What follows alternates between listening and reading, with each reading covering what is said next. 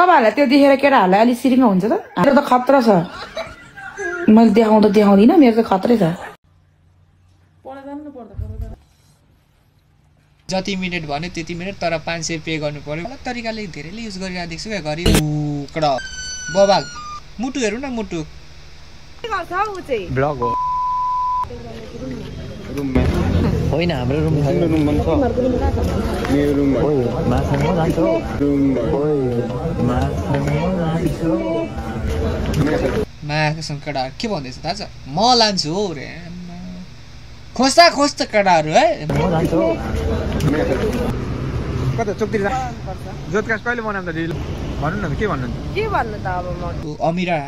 friend request आएको थियो त्यो उहाँलाई चाहिँ चिन्दिन थिएँ अब राम्रै थियो अभियसली एक्सेप्ट गरियो होइन अनि त्यसपछि वालो नमस्ते भनेको रहेछ रिक्वेस्ट पनि रहेछ म्यासेज रिक्वेस्ट अनि एक्सेप्ट गरेँ क्या अनि मैले नमस्ते भने म्याकेसम के भन्छ थाहा छ 500 अभिसी भनेर भन्यो केटा है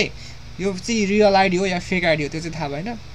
अनि भिसी भनेको के हो भनेर भन्यो होइन के भन्नु यार अब त्यही हो अब फुल इन्जोय रे होइन पुरा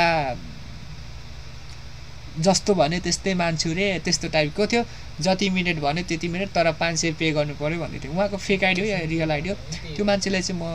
चिन्दिनँ भिडियो चाहिँ हेर्नु मन लाग्यो क्या आज अहिले त मौसँग फ्रेन्ड छैन त्यो आइडीमा अब ब्लग गरिदिइसक्यो होइन स्टोरी दिनै हाल्थ्यो तर त्यही भिसी एभाइलेबल टाइपको त्यसको केही दिनमा चाहिँ उहाँको अर्को भिडियो पनि आयो क्या मैले भेटेँ क्या केटाहरूले मलाई त यो मान्छेले त यस्तो भन्दैछ त भनेको उसको त भिडियो पनि छ नि रे क्या भिडियो पनि देखाउँछु तिमीहरूलाई पहिले टिकटक हेरौँ तर उहाँको आइडी उहाँले युज गर्नुहुन्छ फेसबुक या अरू कसैले युज गर्नुहुन्छ यो भिडियो चाहिँ उहाँको फेसबुक उहाँको नामबाट फेसबुक चलाउनु हुन्न भने उहाँको फेसबुक आइडी चाहिँ कसैले चाहिँ गलत तरिकाले युज गरिरहेछ केटा है एभाइलेबल 500 रुपियाँ भन्दै पैसा मागिरहेछ उहाँको एभ्रिडे हो यस्तै फोटोहरूको स्टोरी आइरहेको हुन्छ होइन उहाँको चाहिँ अनि खतरनाक भिडियो नै आएको रहेछ कसले लिक गर्यो त्यो चाहिँ थाहा भएन केटा हो तिमीहरूले त कतै गरेनौ राम्रो मान्छेहरूले हेरिरहनु जरुरत छैन हामी नराम्रो मान्छेहरू चाहिँ मिलेर हेर्छौँ भिडियो नराम्रो मान्छे जो हुनुहुन्छ सब्सक्राइब गर्नु होला राम्रो मान्छेहरू चल भ्याट मतलब छैन किनभने राम्रो मान्छेहरू आफू राम्रो भएर अरूलाई नराम्रो बनाउन मात्रै खोज्छ नराम्रो मान्छे हामी कसैलाई बिगार्न चाहदैनौँ हामी चिलमा हो केटा होइन दिदीको टिकटक कस्तो छ केटा बबाल छ नि होइन दिदीले त मारेर छोड्छ नि केटा हो दिदीको आँखा चाहिँ बबाल है केटा हो मान्छे त राम्रै नै हो तर अहिले चाहिँ उहाँ चाहिँ सामाजिक सञ्जालमा देखिरहेको हुन्छु गलत तरिकाले धेरैले युज गरिरहेको देख्छु क्या घरि चुरोट खाइरहेको भिडियोहरू खिचेर हालिदिइराखेको देख्छु त्यस्तो नगर केटा हो सम्झाऊ क्या उहाँलाई सम्झाऊ एकचोटि पछि तिमीहरूको कसैले लिएर तिमीहरूको भाउजू पर्न सक्छ है बे गरेर अहिले धेरै त्यो यस्तो भनेर कुदाइरहेको देख्छु क्या उहाँको भिडियो फेरि बबाल छ केटा हो बबाल छ फेरि हेर्दिन भन्दा नि आएको छ होइन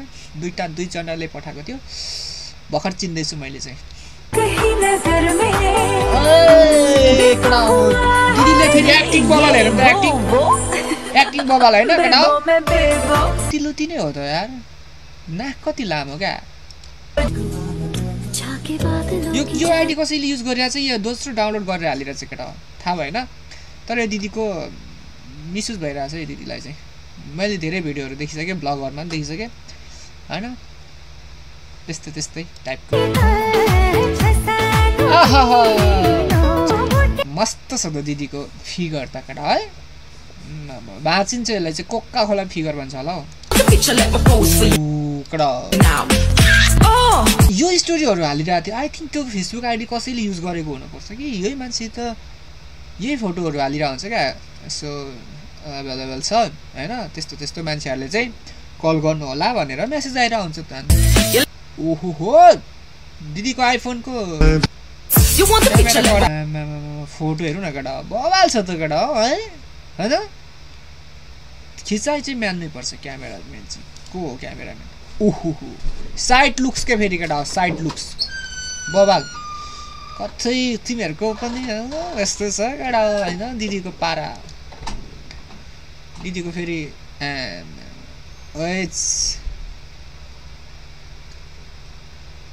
कडा टिकटक बनाउँदो रहेछ दिदीले त यार मैले त फेसबुकमा मात्रै देखेको यार मुटु हेरौँ न मुटु आई लभ यु मतलब पानको पात क्या आनन्दको छ त दिदीको त टिकटक सबै यस्तै मात्रै हो क्या हो सबै पोजहरू यस्तै मात्रै छ त टिकटकमा फेरि लाइकहरू कति यार हाम्रोमा त आउँदैन त यार 10 लाइक पनि आउँदैन त केटा हो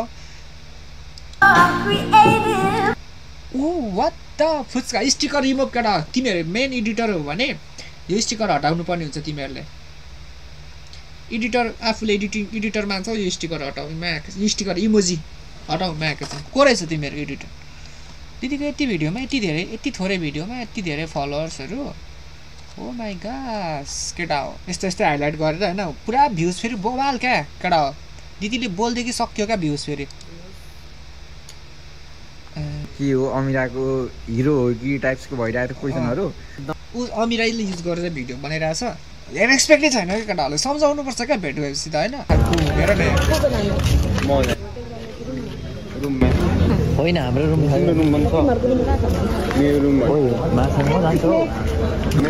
मासँग केटाहरू के भन्दैछ थाहा छ म लान्छु हौ रे खोज्दा केटाहरू है बाल छैन दिदीलाई फेरि केटा हो यो दिदीको कोही छैन आफन्तहरू यसो होइन बजारतिर यसरी छापछाप्ती आइरहेको छ यस्तो यस्तो भिडियोहरू सम्झाउनु पऱ्यो क्या होइन अब होला ऊ कुलतमा फस्यो होला तर फस्यो भने केटाहरू मौकाको फाइदा उठाउनु हेर त के गर्छ ऊ चाहिँ ब्लग हो मलाई यो बात अनि अरू सुनाउनु नयाँ नौलो के छ तपाईँको कता चोकतिर जोतकास्ट कहिले बनाउँ त दिदीलाई भन्नु अब छिट्टै बनाउनु पर्छ कहिले तपाईँ समय दिनुहुन्छ भन्नु जोतकास्टको लागि हामी सेटअप गर्दैछौँ जोतकास्टको लागि कस्टम यति डिमान्ड आएको छ कि अब तपाईँ समय निकाल्नु भन्नु तिमी भन न म आइहाल्छु हुन्छ ल तर यो भिडियो चाहिँ कसले पब्लिक गरेको क्या दिदीको यो दिदीको भिडियो चाहिँ कसले पब्लिक गरेको क्या केटा र अनि दिदी चिलमा छ